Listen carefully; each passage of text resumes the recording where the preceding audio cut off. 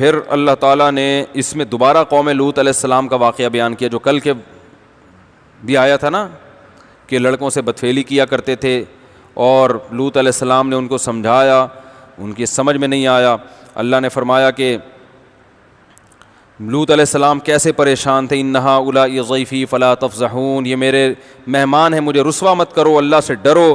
تو قوم جواب میں کہتی ہے ہم نے آپ کو منع نہیں کیا تھا اپنے گھر میں مہمان کو مت آنے دیں، آپ نے کیوں، جب آپ کو ہماری عادتوں کا پتہ تھا تو مہمان کو گھر میں داخل ہونے دیا کیوں؟ انہوں نے کہا میری قوم کی بیٹیاں، ان سے نکاح کرو۔ اللہ فرماتے لعمرک انہم لفی سکرتہم یعمہون، اے محمد صلی اللہ علیہ وسلم ہمیں آپ کی عمر کی قسم، وہ نشے میں مدہوش تھے، انہیں لوط علیہ السلام کی قسم پرسی اور ان کی جو قابل ترس حالت ہے اس پہ ذرا بھی ترس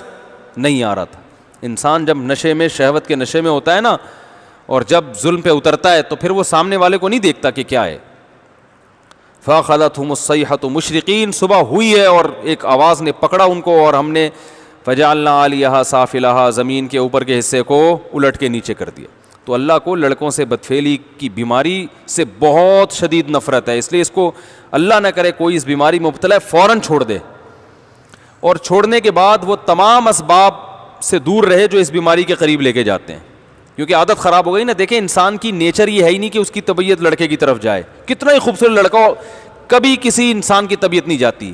یہ ہوتا ہے جب عادت خراب ہو جائے، کسی اور نے خراب کر دی عادت، یا وقت پہ نکاح نہیں ہوا، فحش چیزیں دیکھ دیکھ کے شہوت بھڑکتی ہے، جب حلال سے پوری نہیں ہوتی تو حرام کی طرف جاتا ہے، اس سے مزاج بگڑ جاتا ہے۔ پھر جیسے پہلی دفعہ شراب کسی کے منہ کے قریب لے کے جاؤ، بدبو سے وہ توڑ دے گا بوتل، اس کو اچھی نہیں لگے گی، لیکن اسی گند کو کھانے کا عادی ہو جائے تو پھر اس کے بغیر گزارا نہیں ہوتا۔ تو جس کو بھی لڑکوں سے بدفعلی کی عادت پڑ گئی ہو تو پہلے تو کسی بزرگ سے اصلاحی تعلق قائم کرے۔ ہمارے ہاں بزرگ الحمدللہ ہوتے ہیں، بعض لوگوں کے ہاں تو بزرگ کا سلسلہ ہی ختم ہو گیا، ہمارے ہاں الحمدللہ بزرگ ہوتے ہیں، آپ ان کے پاس جائیں، ان کے پاس بیٹھیں، اپنی بیماری بتائیں، وہ آپ کو اللہ اللہ سکھائیں گے، اللہ سے اس مردار کی جگہ اللہ کی محبت ڈال دیں گے آپ کے دل میں، ان کی ہدایات پر عمل کریں اور نظر کی حفاظت کریں، جس سے کوئی ایسا عشق ہو گیا اس کے کبھی قریب مت جائیں، اس کا کبھی تصور مت کریں۔ ایک نوجوان نے مجھے بتایا کہ مجھے کسی لڑکے سے عشق ہو گیا، مجھے بہت اچھا لگتا تھا، بار بار اس کے پاس جا کے باتیں کرتا، برائی نہیں کی لیکن عشق ہو گیا۔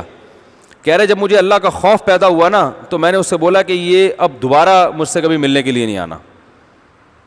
کہہ رہے ہیں وہ پھر آنے لگا تو میں نے ایک تھپڑ لگا دیا اس کی، بظاہر غیر اخلاقی حرکت ہے مگر یہاں تھپڑ اللہ کو بہت پسند ہے ٹھیک ہے نا، تمیز سے مان نہیں رہے بھائی،